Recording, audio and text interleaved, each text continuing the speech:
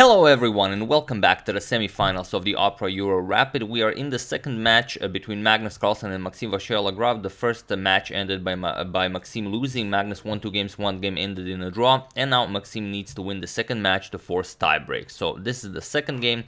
First game where Maxime had the white pieces ended in a draw, and this is quite a lovely one. So without further ado, let's check it out. Magnus with the white pieces opens with e4, and you all know what that means. Maxime goes for c5, he goes for the Sicilian defense, knight to f3, d6, and now d4. We have captures, and knight to f6, knight to c3, and of course Maxime goes for his knight of defense, a6, the knight of defense is on the board, and Magnus once again goes for this queen to d3 line that he already used, and it's not a novelty or anything, but I haven't seen it used on such a high level for, I don't know, forever. So I don't even know if it bears any name, but you know, for the purposes of this tournament, we're gonna call it the Magnus variation. So queen to d3, and now knight b to d7 by MVL. This is the main way to proceed against queen to d3, and now bishop to e2 and bishop to g5 are known moves here, but Magnus goes for a4, counters this b5 move, and it is now already as of move 7 that we have a completely new game. Later on, white can even grab more space with a5 and really hinder black's development. So here, knight to c5, attacking the queen and the e4 pawn, and now the queen cannot go to g3 like it did in some other lines, but rather queen to e3. You have to keep an eye on this pawn. Maxime goes e5, chases away the knight, knight to b3, and now just captures here and doubles Carlsen's pawn. So captures, and now Magnus had to capture it, not towards the center, but rather with c captures on b. And now his pawn structure is a little bit ruined. So it's very interesting to see what the idea behind this is. And Maxime also wants to know. He just develops with tempo. Bishop attacks the pawn now. We have bishop to c4, asking, okay, now if you want to trade, you're just gonna fix my pawn structure. So of course Maxime not interested in doing that. He just continues development. Bishop to e7 and castles by Magnus. And now rook to c8 with a double attack on the bishop here. So Magnus defends it. Queen to e2. So quite the maneuvers with the queen. Queen d3, queen e3, queen to e2 now. We have castles by Maxime, and now rook to d1, just continuing development. We have queen to c7, now with a triple attack on this bishop here, and bishop to g5. And here Carlsen's plan is to eliminate the knight from f6 and free up the d5 square for his knight, even at the cost of a pawn. So bishop captures on c4, b captures, and now queen captures on c4. He gives up one pawn, but now comes queen to f3. And now what do you play here? Maxime won a pawn, and he now needs to figure out how to continue. And also, you don't want to allow bishop captures here, because then you're going to have to play g captures, or if bishop captures, then you give up the d6 pawn. So Maxime quickly goes back, queen to e6.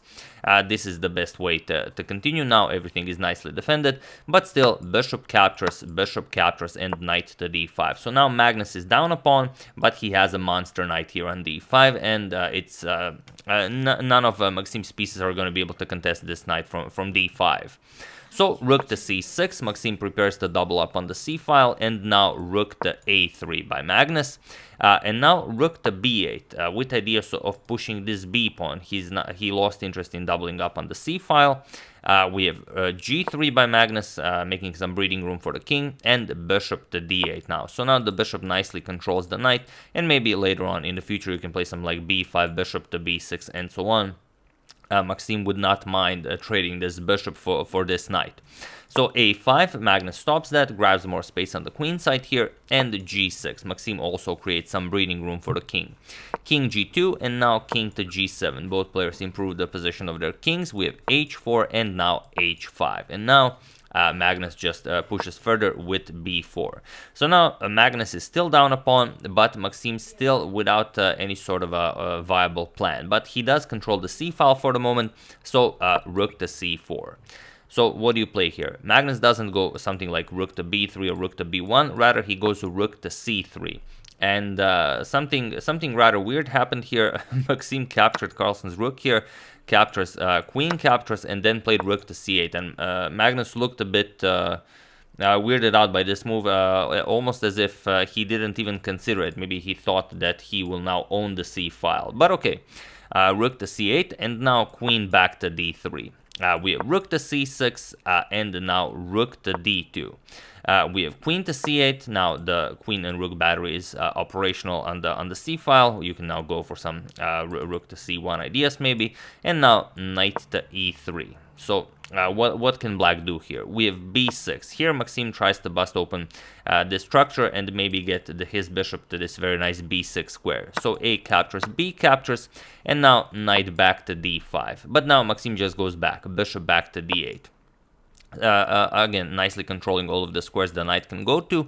We have queen to e2, now not allowing any rook drops here, and rook to c4 now, attacking this pawn here. And also with this, he kind of blocks the queen's attack to the a6 pawn, but Magnus attacks it once again, rook to a2, and here comes queen to c6. And now he's saying, okay, what are you going to do? Everything is nicely defended. If anyone can do anything here, it's black. But here Magnus played something really, really impressive. Even though he was only down to 1 minute on the clock and Maxim has some 9 minutes on the clock, Magnus played rook captures on a6. And we're definitely going to use this as a thumbnail because it's super weird. Magnus played rook captures on a6, and now what do you do here? It seems like it's a free rook, but is it a free rook? Well, let's grab it and see. We have queen captures on a6, and now what was Magnus's idea? Feel free to pause the video and try to find what he had in mind. Or rather, better yet, I'm just going to show you. He played knight to e3, attacking the rook, and now the rook cannot move. But now is the actual time where you need to pause the video. So feel free to pause the video here and try to find the absolute best move for Maxim here while I give you a couple of seconds.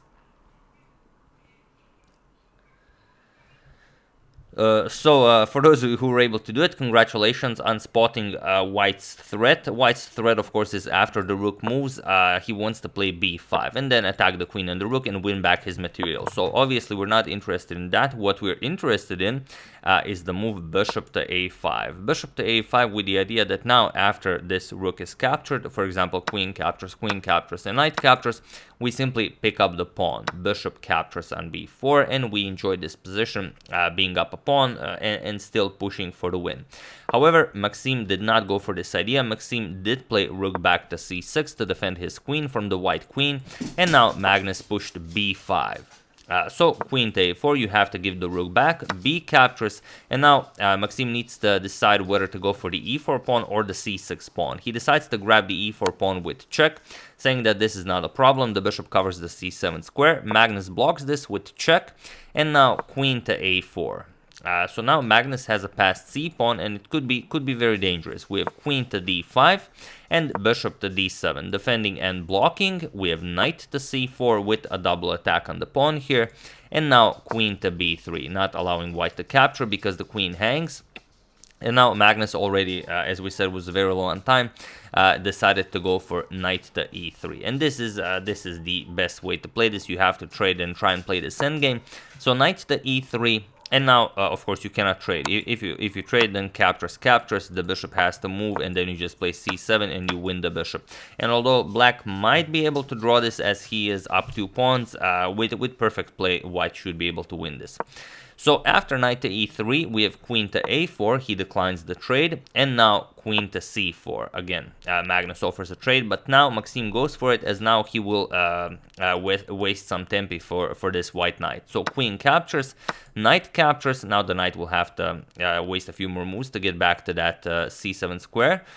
King to f6, knight to a3. We have king to e7, knight to b5, attacking the bishop. Bishop to b6, and now Magnus goes for c7. It looks weird because the king can catch up to the passed pawn, but it's actually designed to capture other pawns. So here king d7, and now Magnus goes for c8 queen, forcing Maxim to capture it. But now knight captures on d6 with check. King d7 and knight captures on f7. And with this maneuver, Magnus trades down into a completely equal endgame. White's pawn structure is intact and a little bit better, but it's not much. So king e6, we have knight to g5 check, king to f6. and king to f3. We have king to f5 and now knight to e4. We have king to e6 back, king to e2. We have bishop to d8 and now king to d3. So neither player can make progress with his king, king d5, now f3, and now bishop to a5. Knight f6 check, we have king to e6, knight e4, king goes back, we have knight to f6, king to e6, knight e4, and king to d5, and it was in this position on move 60 that Magnus and Maxime agreed to a draw. So really wild stuff, and I think this game answered Magnus whether or not Maxime was prepared for this variation. I mean, of course he's prepared because he saw Magnus employ it at an earlier tournament, so of course he will have something ready for this, but Magnus couldn't achieve anything throughout the entire game, so it's fair to assume that Maxime has this all figured out. So will Magnus try this once more in game 4, or will he try something else? We'll see. But either way, he's very satisfied with the draw. He already won the first day, so now even if he draws all the other games, he goes into the finals. So yeah, that's the game. Hope you guys enjoyed it. Very exciting line of the queen to d3 Sicilian. I would like to thank No Deathman, Louis Burkhardt, David Kimura, Harry Lewin, and Stephen Hunt for a contribution to my channel. Thank you a lot. I really appreciate it. As usual, you can check 2 of my previous videos here. Thank you all for watching, and I will see you soon, continuing the coverage of the Opera tournament, checking up on your wonderful suggestions, and whatever else happens in the chess world. So thank you all. I will see you soon, and have an excellent rest of your day.